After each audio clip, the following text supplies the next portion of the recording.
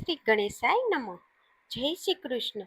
મિત્રો, સ્વાગત છે તમારું આપણા ધર્મ વિચાર અને લોક આસ્થાના પવિત્ર મંચ પર સનાતન વિચારમાં. આજે આપણે જાણીશું એક એવી લોકકથા જેમાં બહેનના ભાઈ માટેના પ્રેમ અને વ્રતની શક્તિએ બદલી દીધું નસીબ. આજે આપણે સાંભળીશું વીરપસલી વ્રતની પવિત્ર વ્રત કથા. શ્રાવણ માસ આવે અને તેનો પહેલો રવિવાર આવે ત્યારે આ વ્રત લેવાય છે. પછીના બીજા રવિવારે વ્રત પૂર્ણ થાય છે. વ્રત કરનારે સૂતરના 8 તાતણા લેવા, તેમાં 8 ગાંઠો વાળવી અને 8 દિવસ સુધી દરરોજ બાડોટ પર ઘઉં કે ચોખાની ઢગલી કરી તેની ઉપર દીવો પ્રગટાવી અને રોજે આ દોરાને ધૂપ કાપવો. આમ 8 દિવસ કરવું અને 9મે દિવસે દોરો વડલે બાંધવો અથવા તો કોઈ નદી કે તળાવમાં પધરાવવો. આ વ્રત બહેન પોતાના ભાઈના સુખ સમૃદ્ધિ માટે કરે છે. આ દિવસે બહેન ભાઈને ઘેર જમવા જાય છે અને ભાઈ યથાશક્તિ ભેટ આપે છે અને ભાઈ આશીર્વાદ મેળવે છે.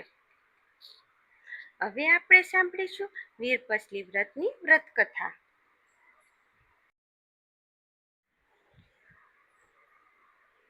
એક વેપારીને 7 દીકરા અને 1 દીકરી હતી. દીકરીના સાસરે ઝઘડો થવાથી પિયર રહેવા આવી ગઈ. મોટા દીકરા ધંધામાં સફળ થયા, પણ નાનો દીકરો ગરીબીમાં ફસાયો. પણ આ બહેનને રાખવા કોઈ તૈયાર ન હતું. મોટા દીકરાઓ તેના કુટુંબ સાથે રહેતા અને બહેન તેના નાના ભાઈ ભાભી સાથે રહેતી. પણ નાનો ભાઈ ગરીબ હતો અને ખાવાની 2 ટકનું માંડ પૂરું થતું. આથી બહેનને થયું, લાવને ભાઈને થોડી મદદ થાય એટલે કંઈ કામ કરું. એ તો મોટા ભાઈઓ પાસે કામ માંગવા જાય છે, પણ કોઈ જવાબ ના આપે. સૌ જાકારો આપે અને ભાઈઓએ પણ જાકારો આપે. આ બહેનને થયું, અરે રે, જેને 7 ભાઈ અને એની બેન ઓશિયાળી હોય.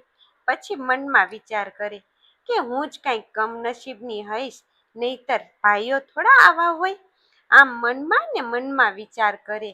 એક ભાઈને થયું કે લાવને બેનને થોડું કામ આપું. તેથી તેને ઢોર ચરાવવાનું કામ બેનને આપ્યું અને બેન તો દરરોજ ઢોરા ચરાવે અને સાંજે આવીને કાંઈ વધ્યું ઘટ્યું ખાવાનું હોય તે ભાભી આપે અને આમ દિવસો ગુજારે. એક દિવસ બેન નદી કિનારે ઢોરા ચરાવતી હતી. ત્યાં કેટલીક બહેનો નદી કિનારે વીરપસલીનું વ્રત કરતા જોઈ અને તેને થયું, લાવને હું પણ મારા ભાઈ માટે આ વ્રત કરું. તે તો બહેનો પાસે જાય છે અને કહે છે, બહેનો, તમે આ શેનું વ્રત કરો છો? ત્યારે એક બેને કહ્યું, અમે વીરપસલીનું વ્રત કરીએ છીએ. ત્યારે બહેન કહે, કઈ રીતે કરવું તેની વિધિ મને પણ જણાવો ને, હું પણ મારા ભાઈ માટે વ્રત કરું. આથી એક છોકરીએ કહ્યું, આ 8 શેરવાળો એક દોરો લેવો, એમાં 8 ગાંઠો વાળવી, એક રવિવારથી બીજા રવિવાર સુધી દરરોજ ધૂપ દેવો અને પછી જ ભોજન કરવું. એક દોરો ભાઈને કાંડે બાંધવો અને બીજો દોરો પીપળે બાંધવો. આથી બેને પણ વ્રત લીધું. ઘરે આવીને દીકરીએ માને કહ્યું, માં, મેં આજે વીરપસલીનું વ્રત કર્યું છે. આ વાત એક ભાભી સાંભળતી હતી. તેને ઈર્ષા આવી અને જ્યારે બેન નાહવા ગઈ તો આવીને સવારમાં દેતવા ઠારી નાખ્યો. પાણી નાખીને ઠારી નાખ્યો. દેતવા થવી ગયો. આથી બહેનને થયું કે આ દેતવા કોને ઠાર્યો હશે, પણ બેને તો ભક્તિભાવથી હરિભક્તથી વ્રત પૂર્ણ કર્યું. છેલ્લા દિવસે બેને 7 ભાઈઓને દોરા બાંધ્યા, પણ કોઈએ ભેટ આપી નહીં. બેન તો નિરાશ થઈ અને આવી નાના ભાઈને ઘેર. નાના ભાઈએ દોરો બાંધ્યો અને ભાઈને દોરો બાંધ્યો. ભાઈના આંખમાં તો ઝરઝરિયા આવી ગયા. કહે, અરે બેન, આજે તો મારી પાસે દેવા કાંઈ નથી, પણ થોડા ઘઉં અને માટીનું ઢેફું અને એક આનો આપ્યો. બેને પ્રેમથી સ્વીકાર્યો. એને તો અંતરના આશીર્વાદ આપ્યા. આ બાજુ વ્રતના પ્રભાવથી તેનો પતિ તેને તેડવા આવ્યો. પછી તો બંને પતિ પત્ની ઘરે જવા નીકળી ગયા અને રસ્તામાં જ્યાં એક વાવ આવી ત્યાં બહેનને કહ્યું કે આજે મારે વ્રતનું ઉજવણું છે એટલે નાઈ લઉં. વહુ તો નાવા બેઠી અને નાઈને જોયું તો ચમત્કાર થયો.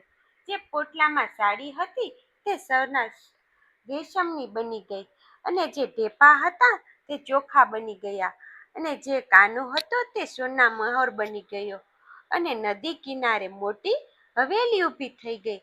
બહેન તો ખૂબ સુખી થઈ ગઈ. પછી તો બંને પતિ પત્ની ત્યાં જ રહેવા લાગ્યા અને થોડા દિવસો થયા ત્યાં તો બહુ મોટો દુષ્કાળ પડ્યો. ખાવાના પણ સાચા પડવા લાગ્યા. બધા ગામ છોડીને પરગામ જવા લાગ્યા. સાતે ભાઈઓએ અને ભાભીઓએ પણ ગામ છોડ્યું. ચાલતા ચાલતા આ બહેનની હવેલી આવી. આગળ આવી ઊભા રહ્યા અને લાગે છે કોઈ મોટી પૈસાદાર વ્યક્તિ અહીંયા રહેતી હશે. તપાસ કરીએ, કાંઈ મજૂરી મળે તો. આમ વિચારી બધા હવેલી પાસે બગીચામાં આવીને ઊભા રહ્યા. બહેનને તેના બગીચામાં બધાને માળીનું કામ આપ્યું. એક દિવસ બહેનને થયું, લાવને આજે મારા લગ્નની તિથિ છે તો બધાને જમવાનું કહું. નોકરેને જમવાનું કહ્યું. બધા જમવા આવ્યા ત્યારે ભાઈ ભાભીઓ બહેનને ઓળખી ગયા અને ભોઠપ અનુભવવા લાગ્યા. ત્યારે બહેને કહ્યું, જોયું ને ભાઈ ભાભીઓ, વખત કોઈનો નથી. દરેકના જીવનમાં સારા નરસા દિવસો આવે છે, માટે કદી અભિમાનમાં થકી ન જવું. અને હું તો તમારી બહેન હતી પણ તમે મને અડધું જ કરી. માત્ર એક નાના ભાઈએ જ મને પોતાનો પ્રેમ આપ્યો. મેં વીરપસલીનું વ્રત લીધું. એના પ્રભાવે જ આજે તમે મારી આ સુખની દુનિયા જુઓ છો. આમ કહી બહેને બધાને માફ કર્યા અને બધાને રહેવા આશરો આપ્યો. આ કથા આપને શીખવે છે કે શ્રદ્ધા અને નિષ્ઠાથી કરેલું કોઈ પણ વ્રત નિષ્ફળ જતું નથી. વીરપસલીનું વ્રત માત્ર એક દીકરા માટે નહીં પણ તમામ ભાઈ બહેનના પ્રેમ અને આશીર્વાદનું પ્રતીક છે. જો તમને આ વાર્તા ગમી હોય તો વિડીયોને લાઈક કરો, શેર કરો અને સબસ્ક્રાઈબ કરવાનું ભૂલશો નહીં. કોમેન્ટ બોક્સમાં લખો, જય શ્રી કૃષ્ણ, જય મહાદેવ.